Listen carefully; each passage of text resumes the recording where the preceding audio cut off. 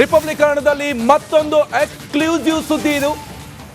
ಮಂಡ್ಯ ರಾಜಕಾರಣದಲ್ಲಿ ಸಂಚಲನಕಾರಿ ಬೆಳವಣಿಗೆ ಕೂಡ ಆಗಿದೆ.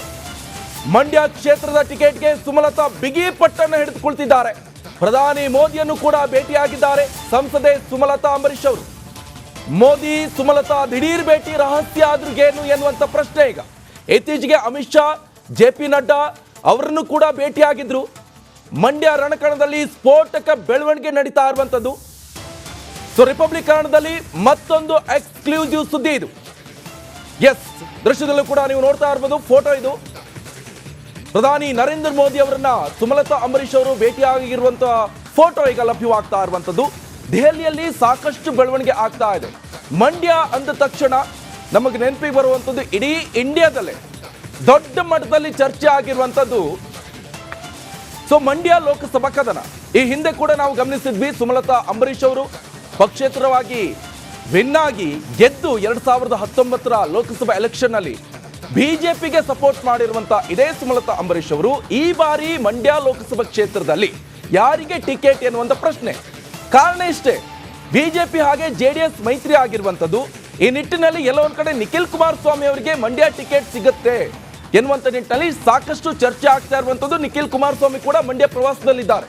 8 ದಿವಸ ಎಲ್ಲ 8 ವಿಧಾನಸಭಾ ಕ್ಷೇತ್ರಗಳನ್ನ ಸುತ್ತಿ ರೌಂಡ್ ಹೊಡೆದು ಅಲ್ಲಿರುವಂತ ನಾಯಕರನ್ನು ಕೂಡ ಭೇಟಿ ಆಗ್ತಾ ಇದ್ದಾರೆ. ಆದ್ರೆ ದೆಹಲಿಯಲ್ಲಿ ಸುಮಲತಾ ಅಂಬರೀಶ್ ಅವರು ಏನ್ ಮಾಡ್ತಿದ್ದಾರೆ ಅಂತ ಹೇಳಿದ್ರೆ, ಬಿಜೆಪಿಯ ಟಾಪ್ 1 ಲೀಡರ್ಸ್ ಪ್ರಧಾನಿ ನರೇಂದ್ರ ಮೋದಿ ಅವರು, ಹಾಗೆ ನಿನ್ನೆ ಅಷ್ಟೇ ನೋಡಿದ್ವಿ ಟಾಪ್ 3 ಅಲ್ಲಿ ಕಾಣಿಸ್ಕೊಳ್ತಾ ಇರುವಂತಹ ಬಿ.ಎಲ್. ಸಂತೋಷ್ ಅವರನ್ನು ಭೇಟಿ ಆಗಿದ್ದಾರೆ.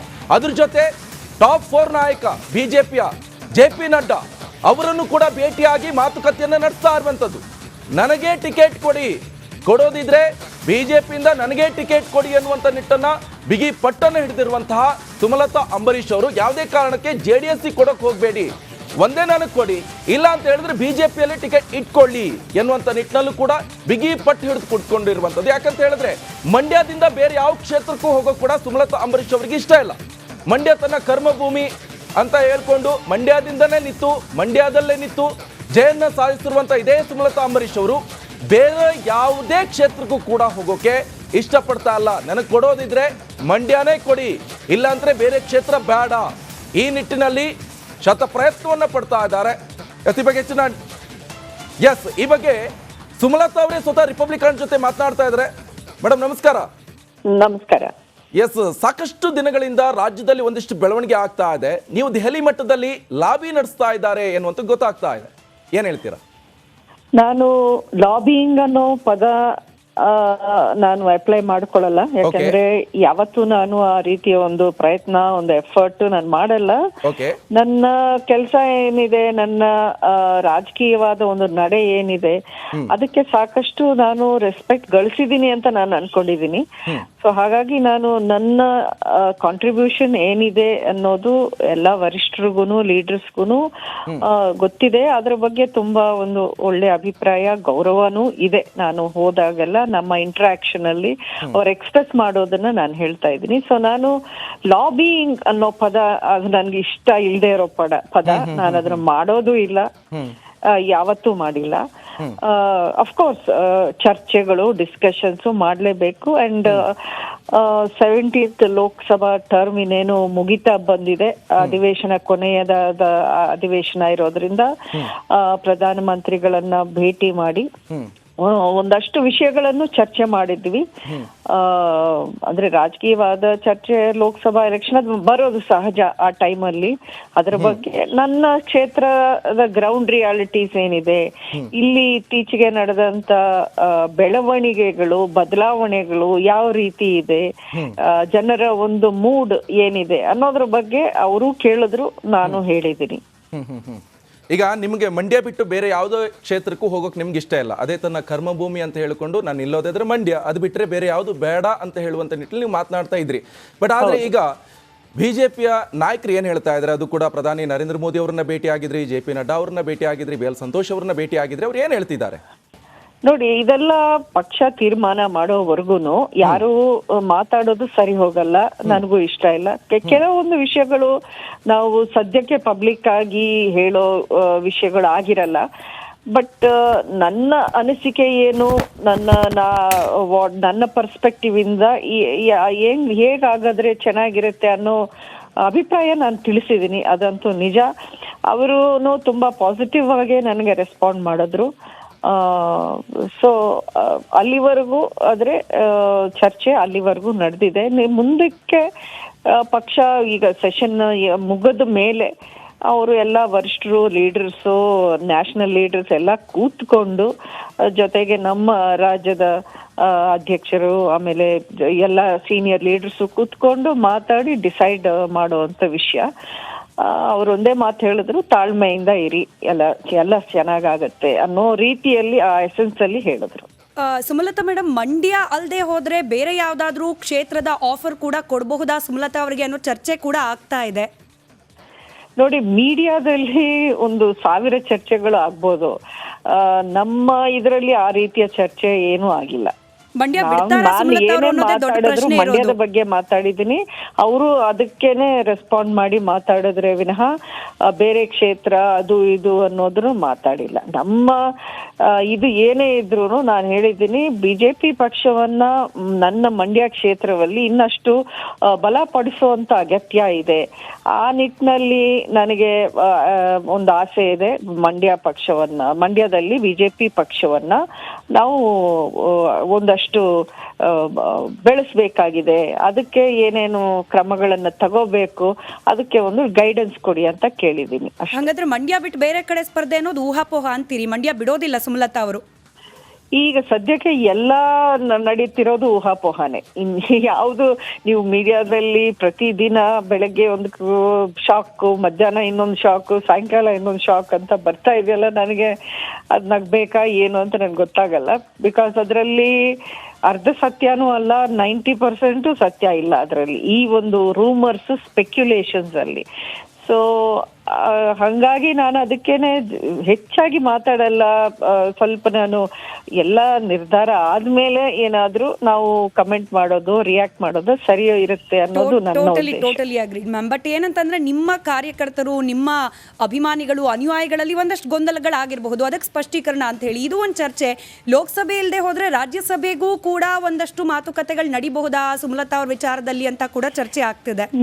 ನೋಡಿ, ನಾನು ಆಗ್ಲೇ ಹೇಳಿದ್ದೀನಿ, ನನ್ನ ವಿಷಯಕ್ಕೆ ಬಂದಾಗ ನಾನೇ ಪರ್ಸನಲ್ ಆಗಿ ಹೋಗಿ ನನ್ಗೆ ಇದ್ ಕೊಡಿ ಅದ್ ಕೊಡಿ ಅಂತ ಲಾಬಿಂಗ್ ಅನ್ನೋ ಪದಕ್ಕೆ ನಾನು ತುಂಬಾ ದೂರ. ಯಾವಾಗ್ಲೂ ನಾನು ಯಾವತ್ತೂ ಆ ರೀತಿ ಕೇಳಲೂ ಇಲ್ಲ, ಮುಂದಕ್ಕೂ ಕೇಳಲ್ಲ. ನಾನು ನನ್ನ ಸ್ವಾರ್ಥಕ್ಕೆ ನನ್ಗೇನು ಅಧಿಕಾರ ಪಡಿಬೇಕು ಅನ್ನೋದಾದ್ರೆ ನಾನು ಎಲ್ಲಿ ನಿಂತ್ರು, ಎಲ್ಲಿ ಕೊಟ್ರು ಸಂತೋಷವಾಗಿ ನಾನು ಆಕ್ಸೆಪ್ಟ್ ಮಾಡ್ಬೇಕಲ್ಲ. ಇನ್ನು ಬೆಂಗಳೂರು ನಾರ್ತ್ ಅಥವಾ ಇನ್ನೂ ಸುಲಭ ಅಲ್ವಾ ನನಗೆ?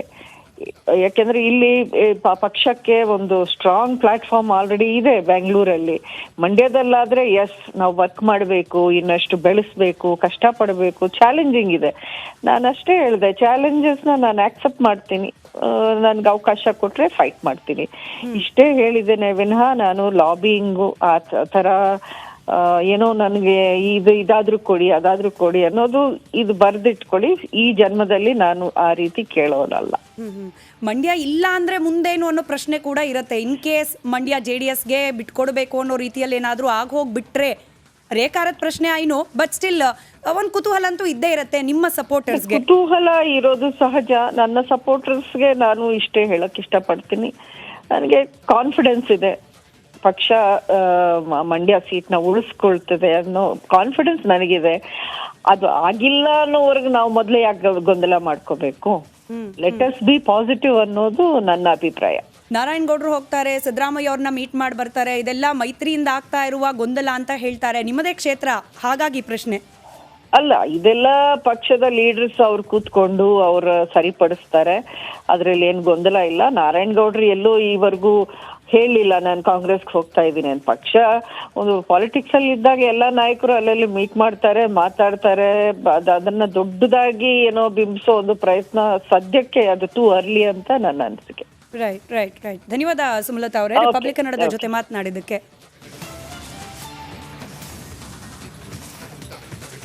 ಇವಿಷ್ಟು ಸುಮಲತಾ ಅಂಬರೀಶ್ ಅವರು ರಿಪಬ್ಲಿಕ್ ಕನ್ನಡ ಜೊತೆ ಮಾತನಾಡಿರುವಂಥದ್ದು. ನಾನು ಯಾವುದೇ ಮಟ್ಟದಲ್ಲಿ ಲಾಬಿ ಮಾಡ್ತಾ ಇಲ್ಲ, ನನಗೆ ಎಲ್ಲಿ ಕೊಟ್ಟರು ಓಕೆ.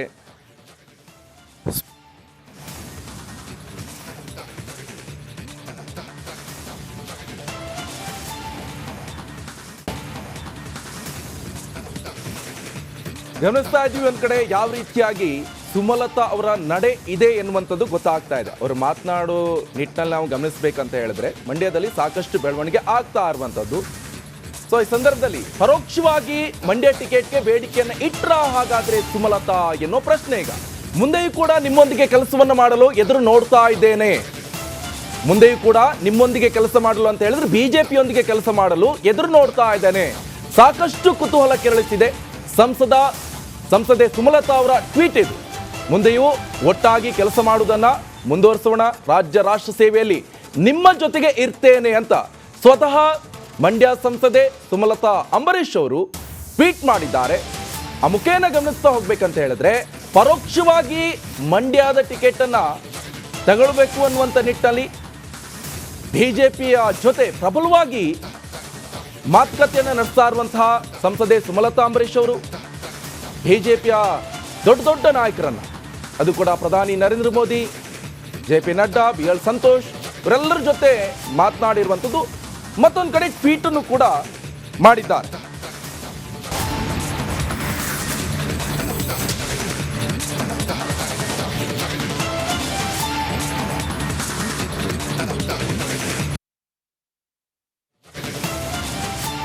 ತೆಲಿ ವಿಚಾರಕ್ಕೆ ಸಂಬಂಧಪಟ್ಟಂತೆ ಸುಮಲತಾ ಅಂಬರೀಶ್ ವಿಚಾರಕ್ಕೆ ಈಗ ನನ್ನ ಜೊತೆ ನೇರ ಸಂಪರ್ಕದಲ್ಲಿ ಜಾಯ್ನ್ ಆಗ್ತಾ ಇದ್ದಾರೆ ನನ್ನ colleague Ranjit Shiriyar news desk ಇಂದ, ಹಾಗೆ ಪೊಲಿಟಿಕಲ್ ಬ್ಯೂರೋ ಹೆಡ್ ಆದಂತಹ ವಿಜಯ್ ನೇರ ಸಂಪರ್ಕದಲ್ಲಿ ಜಾಯ್ನ್ ಆಗಿದ್ದಾರೆ. ವಿಜಯ್, ಒಂದ್ ಕಡೆ ಸುಮಲತಾ ಅಂಬರೀಶ್ ಅವರು ಪ್ರಧಾನಿ ನರೇಂದ್ರ ಮೋದಿ ಇರ್ಬೋದು, JP ನಡ್ಡಾ ಹಾಗೆ BL ಸಂತೋಷ್ ಅವರನ್ನ ಭೇಟಿಯಾಗಿ ಅವ್ರು ಹೇಳ್ತಾ ಇದ್ರು, ನಾನು ಕೇಳಿದೆ ಏನ್ ಹೇಳಿದ್ರು ಅಂತ. ಅವಾಗ ಅವ್ರು ಹೇಳ್ತಾ ಇದ್ರು ಈಗ ಸದ್ಯದ ವಾತಾವರಣ ಹೇಗಿದೆ ಮಂಡ್ಯದಲ್ಲಿ, ಜನಾಭಿಪ್ರಾಯ ಯಾವ ರೀತಿಯಾಗಿದೆ, ಇವೆಲ್ಲವನ್ನು ಕೂಡ ಕೇಳಿದ್ರು ನನ್ನ ಹತ್ರ ಅಂತ ಹೇಳಿದ್ರು. ಬಟ್ ಆದ್ರೆ ಟಿಕೆಟ್ ವಿಚಾರಕ್ಕೆ ಏನು ಎತ್ತ ಅಂತ ಕೂಡ ಮಾತಾಡಿಲ್ಲ, ಗೆಲ್ ಕೊಟ್ಟರು ಕೂಡ ಸ್ವಾಗತ ಮಾಡ್ತೀನಿ ಅಂತ ಹೇಳಿದ್ರು. ಬಟ್ ಆದ್ರೆ ಮಂಡ್ಯದ ಸದ್ಯದ ವಸ್ತುಸ್ಥಿತಿ ಯಾವ ರೀತಿಯಾಗಿದೆ, ಇದು ರಾಜಕೀಯವಾಗಿ ವಿಶ್ಲೇಷಣೆ ಮಾಡೋದಾದ್ರೆ ವಿಜಯ್?